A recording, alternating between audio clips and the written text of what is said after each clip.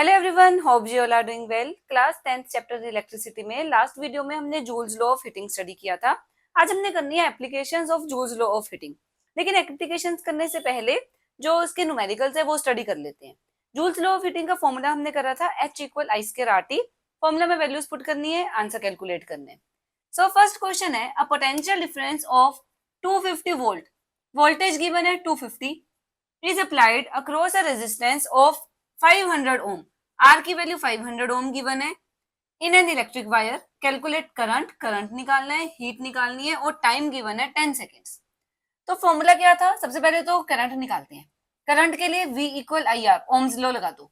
V given है 250, आई हमें calculate करना है, R गिवन है 500। I इक्वल 250, 500 को डिवाइड में ले आओ, 0 से 0 कैंसिल, 5 के टेबल पर 10 पर, 5 के टेबल पर 5 पर, 5 upon 10 is 0.5 ampere. So current आ गया 0.5 एम्पेयर।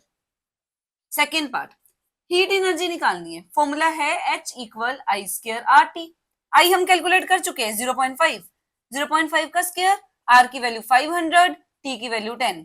0.5 मतलब 5/10 इंटू 5/10, स्क्वायर है तो 2 बार लिखा, इंटू 500 इंटू 10, 10 से 10 कैंसिल, 5 इंटू 5 25, 25 इंटू 5 125, ये एक 0 से एक 0 कैंसिल, 1250 जूल। तो आंसर आ गया 1250। अब देखते हैं नेक्स्ट क्वेश्चन। क्वेश्चन है, calculate the heat produced when 96,000 coulomb of charge, Q की वैल्यू गिवन है 96,000, is transferred in 1 hour. Time given है 1 आवर, इसको सेकंड्स में कन्वर्ट कर लो। 1 आवर में 60 मिनट, फर्दर 60 सेकंड, तो 3600 सेकंड, 1 आवर में 3600 सेकंड हो गए। Through a potential difference of 50 volt, V की वैल्यू गिवन है 50, कैलकुलेट करनी है हमें हीट। तो सबसे पहले तो हीट के फॉर्मूला में आई स्क्वायर आर टी, आई भी चाहिए और आर भी चाहिए, दोनों चीजें ही नहीं है। क्यों पता है हमें, आई का फॉर्मूला होता है Q by T, value put कर दो, 96,000 डिवाइडेड बाय टाइम 3600, 2 0 कैंसिल, 6 के टेबल पर 6 पर, 6 के टेबल पर 160 पर, 2 के टेबल पर 3 पर, 2 के टेबल पर 80 पर। तो आई की वैल्यू कितनी आ गई? 80/3 एम्पेयर। आई निकल गया। अभी आर भी चाहिए। आर कैसे निकलेगा? ओम्स लॉ लगा दो, V इक्वल आई आर।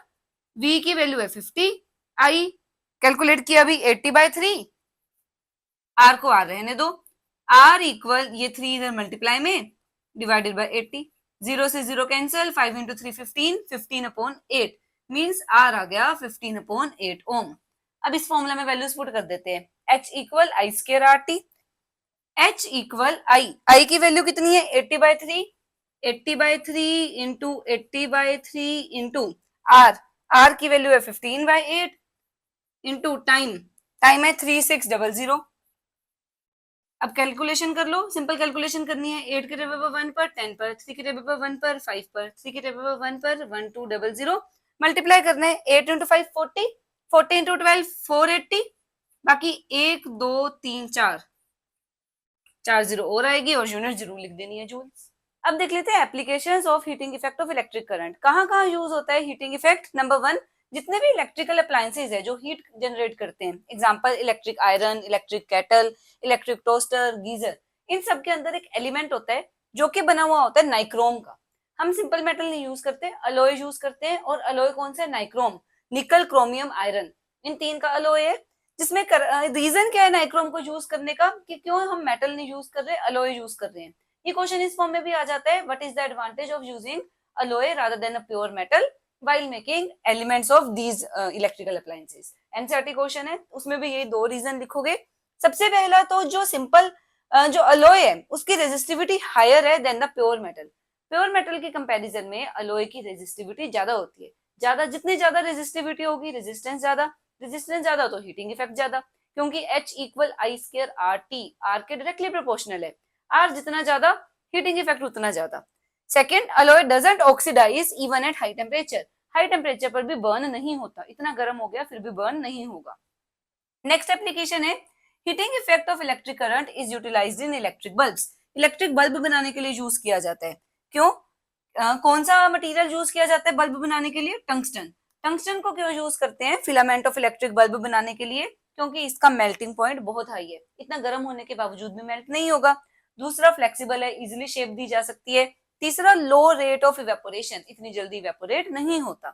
इसका एक क्वेश्चन और आता है, पूछा जाता है कि हमने जो बल्ब है उनके अंदर कौन सी गैस फिल करी जाती है। जो इलेक्ट्रिक बल्ब है उनके अंदर, ये याद रखना है आपने, इनर्ट गैसेस जो रिएक्टिव नहीं है, आर्गन फिल हो सकती है, नाइट्रोजन फिल हो सकती है, जो इनर्ट गैसेस है उनको फिल किया जाता है। क्यों? ताकि ये जो फिलामेंट है वो ऑक्सीडाइज ना हो, आग ना पकड़े। ठीक है, अगर एयर होगी तो फिलामेंट ऑक्सीडाइज हो जाएगा। अगर एयर को रिप्लेस करना है तो कुछ गैसेस इनर्ट जो रिएक्टिव नहीं है, in less reactive gases like nitrogen, helium, argon, ये फिल कर सकते हैं।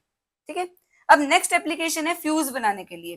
फ्यूज हमारे घरों में लगा हुआ होता है, इलेक्ट्रिक फ्यूज एक सेफ्टी डिवाइस है जो हमारे घर में अगर पीछे से हाई करंट आ रहा है तो जो अप्लायंसेस है वो खराब हो सकते हैं, तो हाई करंट से बचाने के लिए फ्यूज लगाया जाता है। तो होता क्या है, ये एक सेफ्टी डिवाइस है, छोटी से वायर का बना हुआ, thin tin plated copper wire. क्या यूज करना है? थिन, पतली टिन प्लेटेड कॉपर वायर, मतलब कॉपर के ऊपर टिन की प्लेटिंग की गई है, जिसको यूज करते हैं फ्यूज बनाने के लिए। करता क्या है ये, जब पीछे से ज्यादा करंट आ रहा है तो फ्यूज वायर मेल्ट हो जाती है, सर्किट ब्रेक हो जाता है, करंट फ्लो करना बंद कर देगा और हमारे अप्लायंसेस बच जाएंगे फ्रॉम हाई करंट, ज्यादा करंट से अप्लायंसेस सेव हो जाएंगे। तो ये थी applications of heating effect of electric current. सभी टॉपिक्स कवर हो गए हैं चैप्टर इलेक्ट्रिसिटी के। आई होप आपको सभी टॉपिक समझ आए होंगे। नोट्स बनाओ, साथ साथ प्रैक्टिस करो, एनसीईआरटी क्वेश्चन जरूर कवर कर लेने हैं। सब हम मिलेंगे नेक्स्ट वीडियो में नेक्स्ट टॉपिक के साथ। Till than happy learning.